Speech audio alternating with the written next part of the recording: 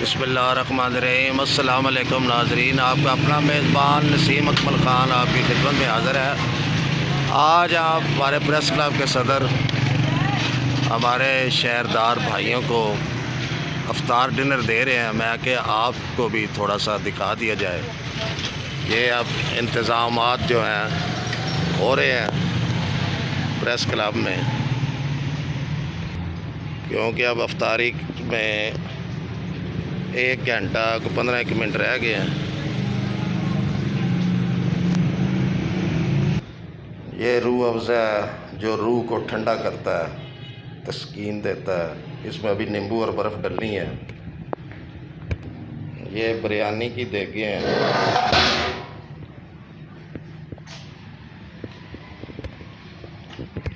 और इसमें ये तिक्का बोटी भी है जनाब। खुशबू आई है मैंने जब ये ऊपर से ढक्कन हटाया।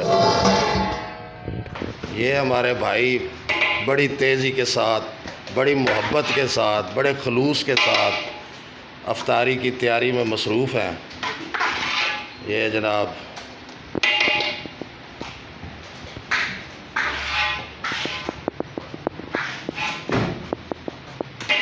ये हमारे प्यारे भाई तारिक साहब भी पता नहीं क्या सोच रहे हैं। ये खुशबू ले रहे हैं माशाल्लाह। अभी अभी ताज़ी ताज़ी नमाज मेरे साथ पढ़ के आए हैं। ठीक है जी, मिलते हैं फिर दोबारा अफ्तारी के टाइम। हाँ जी, जैसे आपको कहा था कि माह रमज़ान के ये प्रेस क्लब के सदर की तरफ से तमाम साफ़ी दोस्तों को और शहरदारों को अफ्तारी दी जा रही है।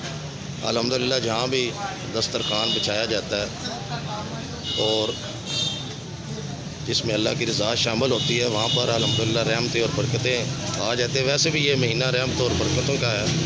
बिल्कुल अब अफ्तारी का 1 मिनट या 2 मिनट रह गए हैं।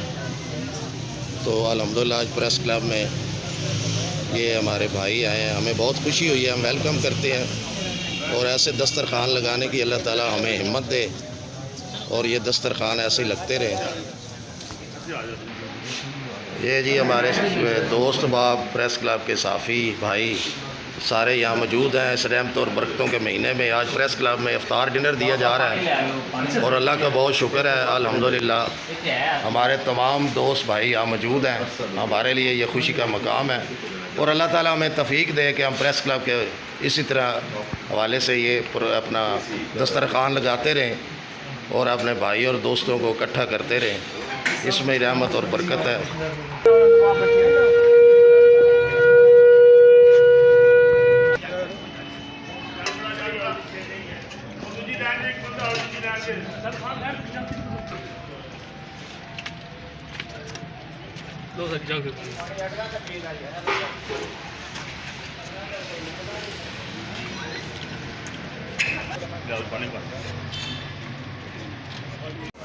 जी, जैसे आज प्रेस क्लब मलिकवाल में माह रमज़ान के लिए ये दस्तरखान लगाया गया था। एक तो सबसे बड़ी खुशी की बात ये होती है कि सब मुसलमान भाई मिल के बैठते हैं और टाइम बहुत अच्छा गुजरता है। दूसरा, इस बाबरकत महीने अल्लाह ताला के ये रहमत और बरकतों का महीना है, इसमें बरकतें और रहमतें भी शामिल हो जाती हैं।